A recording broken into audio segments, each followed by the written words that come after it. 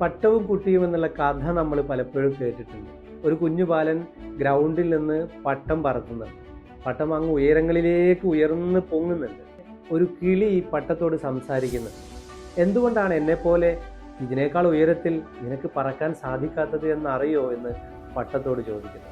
ഇല്ല. കിളി പറയുന്നു, അങ്ങ് താഴെ നോക്കൂ, ഗ്രൗണ്ടിലേക്ക് നോക്കൂ, ഗ്രൗണ്ടിൽ നിന്നെ പിടിച്ചു വെച്ചിട്ടുണ്ട് ഒരു കയറ് കൊണ്ട് ഒരു കുഞ്ഞുകുട്ടി. അവൻ ചെറിയ കുട്ടിയാണ്, അവരൊന്നും അറിയില്ല.